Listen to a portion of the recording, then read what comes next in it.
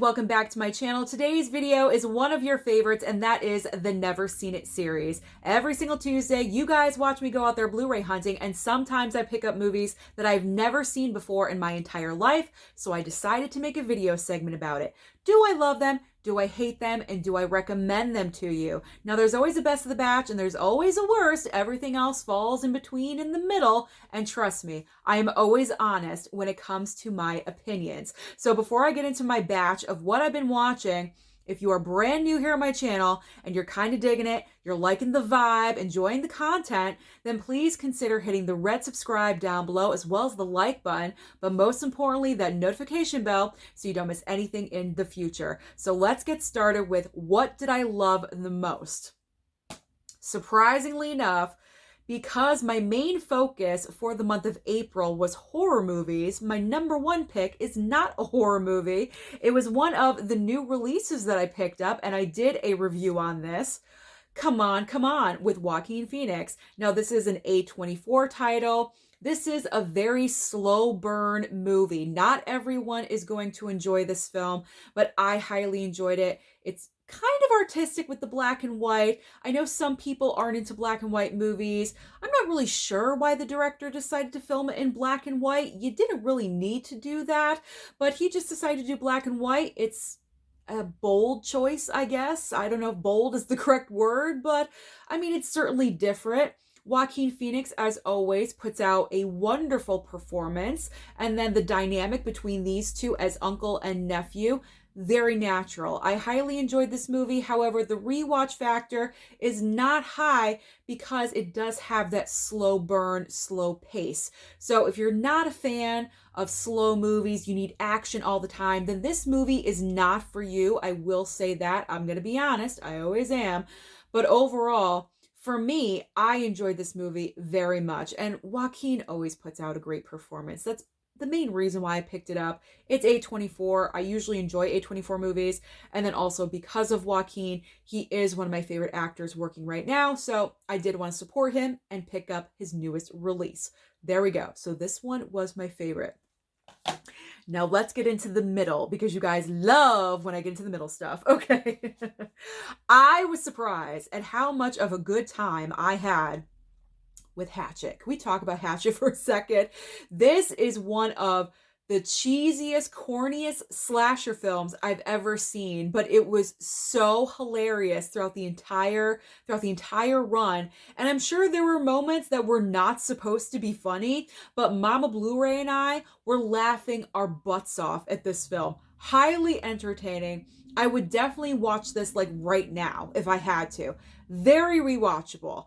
It was just a wonderful, good time. Shut off your brain. Don't think about anything. And I mean, it has a lot of horror icons in there. You have Robert Englund, who is Freddy Krueger, Tony Todd from Candyman, and also, what's his name? Kane Hodder, I believe, who did play Jason Voorhees in a couple of the movies. So this movie is stacked with horror, horror references. So that's pretty amazing that all three of those actors decided to be in this movie. They're not in it for very long, I will say that. They're just like kind of cameo parts here and there, but this one was very enjoyable. So if you see Hatchet at like an FYE or something, go ahead and pick it up for that $3 or $4.99. It's definitely worth it. And that was from a subscriber. So thank you to whoever sent that to me. It was a good time. Okay, another non-horror movie, because Daddy Blu-ray, horror films are not his cup of tea. He watches them sometimes just to be with us, but we decided to give him a break one night, and I chose Almost Famous just for Daddy, just to give him a break from the horror. Now, I chose Almost Famous because it's a movie I've been wanting to watch for a while. I recently picked up the 4K slip. I've had the Steelbook in my collection, so I figured why not kill two birds, a 4K and a Steelbook, and I'll watch Almost Famous. Dare I say that this movie overrated? Kind of overrated? Now, don't jump at me. Don't be swearing at the screen right now. Just, bear with me for 2 seconds. The reason why I say so is because obviously I was younger when Almost Famous first debuted. I don't even know how many years ago. But it seemed like when it first came out, It was all the rage. I remember everyone talking about this movie. It was the most amazing film, so awesome. Like tons and tons of talk about Almost Famous. I watched it. Yeah, it's a great solid movie, but I'm not understanding where all of the oh my godness is from. I really just don't understand that. Yeah, it's a good solid movie. Kate Hudson, this is really where she, broke out and we really noticed her as a star. She is so bubbly and so charming in this movie. It's ridiculous. Frances McDormand gives another standout solid performance, but I'm not raving about it. Like I'm not like, woo, like I'm not like, yes, you must buy Almost Famous. I'm not doing that with this movie. Okay, I watched it. I will watch it again, but it's not like going to make my top 10 list anytime soon. Does anyone else feel the same way? Let me know down below in the comments. I cannot be the only one that feels like this. So now, the collection of the month, if you guys do not know, I'm trying to get through either a trilogy or a collection in the entire month because I have so many of them backed up in my Never Seen It archives. So the month of April obviously was for horror movies, and I decided to get through the Saw collection. And I did. I watched every single one. I didn't watch Spiral because I've already seen that like kind of recently, so I didn't need to go with that. So I decided to just focus on the Blu-ray set of Saw. Now, I do have to say, I'm glad I finished it, but it is true. Obviously, number one is the best. The best, the best.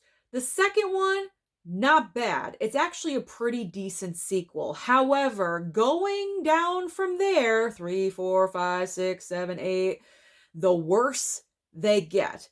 And unfortunately, with the Saw franchise and the creators and whoever is behind the scenes and deciding what they're going to do, everyone has the mentality that the gorier, the better. This is not the case. It feels like the gorier you get, the stupider of a movie you have. And that's how I was feeling by the time we got to Jigsaw. I feel like Jigsaw had some potential, but then it just went in a completely stupid, like out of this world route. And I'm like, really? That's what they decided to, it was just stupid. It was just dumb. So my advice to the people that are in charge of Saw, going forward with the franchise, I know we had Spiral, but that doesn't really count. So going forward from here, if you guys decide to keep making Saw films, go back to the original.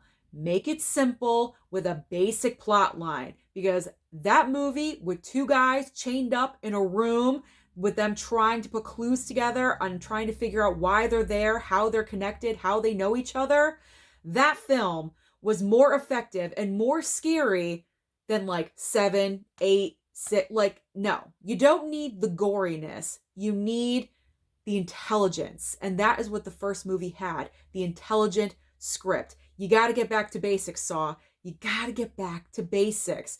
But I will say, I think I'm developing a high tolerance for grossness, because with every single like opening kill, especially because those always seemed like the most grotesque out of all of them in the movie, I was just sitting there like, yep, it didn't affect me at all.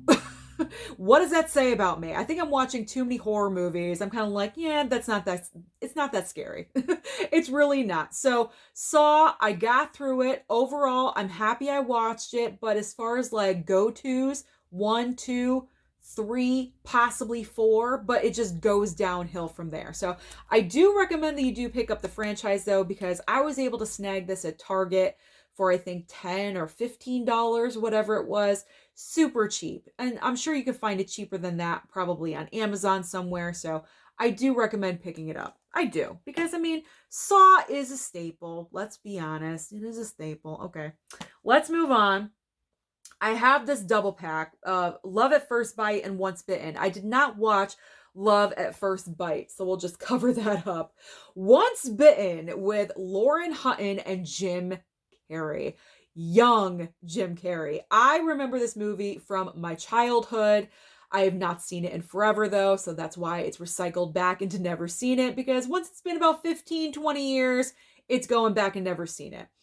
This film is just so nostalgic, so 80s, and so dumb. It was so dumb. But it was such a good time revisiting it. I mean, let's be honest, Jim Carrey is the draw here, because if any other actor was portraying the lead character, his role in this movie, it would not be as good. Jim Carrey is the glue to this movie, because Lauren Hutton is just terrible. She's a terrible actress in this movie. And it's just so ridiculous because at one point, of course, there's a dance at the high school. There's always a dance in these movies. And, Lauren Hutton shows up because she wants him, and, like little love triangle here. And all of a sudden, it's like spontaneous dance, like spontaneous choreographed dance sequence out of nowhere. And I said, that is like a staple of the 80s, because why would three people, two of them that don't know each other, just spontaneously dance? Choreographed. It makes absolutely no sense at all whatsoever. But beyond that, the entire movie doesn't make sense. It's a very weird concept, but you kind of just go with it. It's one of those where you just have a good time, you laugh at it, you laugh at yourself. So it's a fun revisit. It is. But I do have to watch the other one sometime soon. Not right now. Kind of taking a break from horror just a little bit.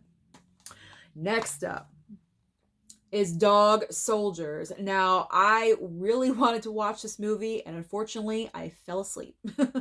I fell asleep. I think I got through about a quarter of it, and I don't remember anything after that. I really, really don't. So I'm going to make the effort to watch this again, because number one, Tony gave this to me, so I do want to watch this in full. But the other reason is that the 4K is going to be coming out very soon, and I want to know if I enjoy the film, I will upgrade to 4K. But if I don't, I'm not going to bother, and I will just save my money for something else. So Dog Soldiers, I do have to revisit. So what I saw, I enjoyed, but I got to watch it again. That's why it's in the middle of the pack, because I'm unsure about it.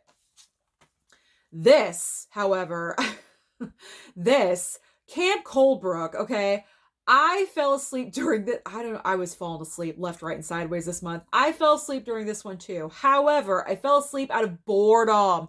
This movie is boring. It's so boring. And then I woke up at the tail end, and it happened, and I remember thinking to myself, that's it? And it ended. Like, it was just weird. It was a very weird movie. Like, it's like anyone filmed this. It's so generic. It's a very generic looking film. Anyone could have done this on their iPhone. I probably could have filmed this. I probably could have done a better job than what they did. But it's not one you need to order right away. I got this through, I believe, a Shout Factory sale or something like that, and I took a risk, and it didn't pan out too well. So if you don't want to take the risk, avoid it with most of them, because, well, this is the reason why you watch these videos, because I let you know what to buy and what not to buy. Okay. The Stylist from Arrow. I wanted to love this film because I love the cover. I love the slipcover. It is just so, it just says it all. It really does. And the colors, I just love everything about it.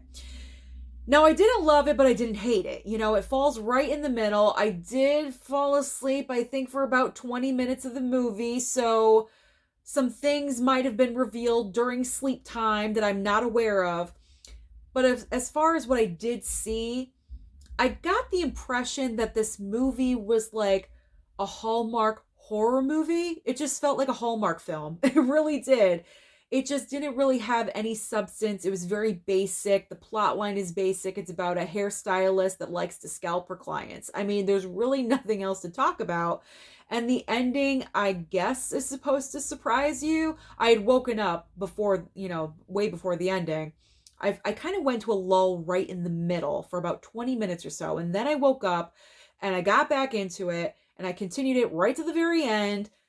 And I wasn't really surprised with the end. I was not shocked. And I feel like they wanted you to have that reaction of like, oh my God. And that just did not happen for me. So this one was kind of typical. It was like a typical ending, not out of nowhere, not shocking. I gotta watch it again though. And I will watch again, just not anytime soon. I got other stuff to watch. All right. I love the first one because of the entertainment value. It's Jack Frost 2. Now, I was let down with this one. I was let down just a smidge. It does still have the same cheesy Velveeta goodness as the first one, but the circumstance just does not work because with the first movie, you have a snowman in a town in the mountains where there's supposed snow, because we all know there was fake snow everywhere. But it made sense. The entire scene, the setting made sense. This makes no sense because they're on vacation in a tropical climate with a snowman. What sense does that make? It makes no sense at all whatsoever. Plus, the script, I gotta admit, was kind of lacking with this one. It wasn't as funny. I wasn't really having the guttural laughs like I was with the first movie. It didn't have Shannon Elizabeth. That's another drawback because she was just so ridiculous in the first movie. No Shannon Elizabeth, so it didn't have any character like that to really compare to. So because of that, those are negative factors that are left out. Jack Frost 2 just did not live up to the epicness of the original film. It really pains me to say that. It really, really does. All right. This sucker, Moonfall. I don't hate the movie. I'm not going to watch it again anytime soon. This is obviously a disaster movie. I already reviewed this on New Release Review. So very quick thoughts about this film. It's not a good script. You have a shit ton of characters that you really don't care about. And the characters that you want to focus on, they have about 20 minutes of screen time at the end. I mean, that's pretty much it. That's the gist of the entire movie. It's an impossible circumstance. The moon falling out of orbit from its axis and it's hurtling towards Earth. There you go. And they got to figure out a way to stop it. The end. Let's move on with our lives. Ooh, I enjoyed this one. Shallow Grave. Now, I love the slipcover.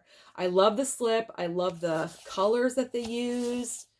It just looks like I'm looking at it right now. It just looks like it's a great movie. Very basic plot line. You have 4 college girls going, I believe, down to Florida for spring break. And they're footloose and fancy free. And they just cannot wait to get down there. But as they, stop to the side of the road to, pee and whatnot, one of them sees the sheriff murder a woman he's having an affair with, and he notices that he got caught. And so throughout the entire movie, his goal is to get rid of all the girls that witnessed, what happened or heard about it. And it's a corny ass movie, but I enjoyed it. It's one of those movies. There's one particular scene where I remember going, ew, like, no. And if you watch this movie, I think you'll probably know which scene I'm talking about. It's in the jail scene. I'm just going to say that. Like, it's like, ew. But overall, it was a fun watch. And I do recommend that you pick up this one if you can. I believe I got this from Vinegar Syndrome. Alrighty, I apologize if my mouth is like all over the place doing this video. I know I think my mouth is dry or something. I don't know what's going on. But my stutter habit that I have, I don't think it wants to work very well today. So just bear with me as I finish this. There's only 4 more movies to go. All right. I think out of all of the werewolf films, like the newer ones that I've been watching, this one has been my favorite so far. And that is Ginger Snaps. You have 2 girls, they're sisters, they're outcasts of the high school, and one of them gets bit by a werewolf. And as the movie progresses, it's her eventually changing and transitioning over into a werewolf herself. And it's just a very interesting concept because I really can't remember another movie with focused on a female becoming a werewolf. And then in high school, on top of it, that's a whole heck of a lot going on. And being an outcast, there's a lot of strikes against this girl, and she's just putting up with it, and her poor sister as well. And they're trying to figure out if there is an antidote where they can fix her. And so this one was very interesting. I enjoyed this one. Is it cheesy? Yes, absolutely. But highly entertaining. And I do recommend. So I got this from, I believe, Shout Factory as well. So do pick this up if there is another sale. I do recommend. Okay, this one is like, I was not expecting what this was. I truly was not. Like, I wasn't ready for Butcher Baker Nightmare Maker. And the reason why I say that is because the plot line is pretty basic. Pretty basic. It opens with this woman holding a baby, and then the baby's parents are killed in a car wreck.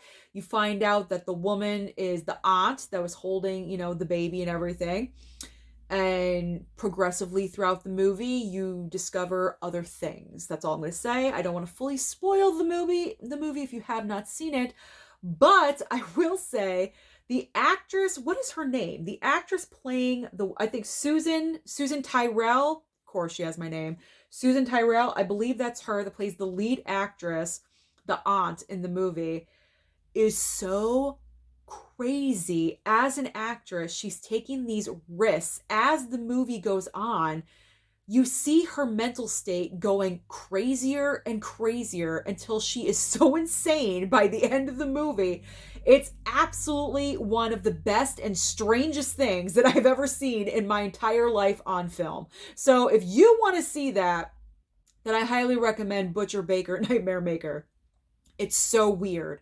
Weird is the word for this movie. And I picked it up for, I think, around $17. So you can find it on sale. It wasn't bad. I enjoyed myself with that one. I was just shocked. All right. Next to last, Splatter University. I believe I picked this one up from Vinegar Syndrome as well. Unfortunately, no slipcover. But this one is one of those slasher movies. Again, another slasher. You know I love my slashers. So another slasher film where, I believe this is from the 70s. No, 84. This is from 84. Another movie where a killer is on the loose and everyone's in school doing their thing. College, obviously, university. And the killer shows up. The knife comes out. You see the knife. The potential victim, or I should say just the victim, because they all get murdered. The victim sees it and says, "Ah!" They just scream, and there's no running away. There's no trying to defend themselves in any way. They just embrace for the knife to go into them. It's one of those movies. It's absolutely hilarious. Now, I gotta say with this one, I predicted very early on of who the killer is, and I was correct. So it's kind of like, okay, I called it early on. That's it. Whatever. It's mindless entertainment. It's not one of those movies that's going to stay with you until the end of time, but it is highly entertaining. So if you're looking for more cheesy Velveeta slasher movies for your collection, definitely go with Splatter University. I do recommend. I do. All right. Now is the time of the segment that you love every single time we get together. You love this moment. You never know what movie I'm going to throw across the room because I hate it. In fact, I'm doing an I hate this movie on this film. Get ready for it. It is The Requiem, guys. Are we that shocked? Not really. We're not that shocked that I hated The Requiem. So because I'm going to do an I hate this movie on this, I'm not going to go into too much detail because I do want you to watch that video. I think in the next week or two I'll be posting it. But this is the bottom for me. Main reason number one, well, besides Alicia Silverstone just lost her acting skills. I don't know how that happened, but out of nowhere she sucks. But the main reason, this is not a shark movie. This is a survival movie with sharks in it. Now, I hate being misled because do you see this cover right here with this gigantic shark on the front? It's not in this movie. This shark is not in this movie. There's other sharks in the movie, other sharks that look way different than this, but this thing looks like it's a relative of Jaws. Nowhere near in the movie. That's all I'm going to say.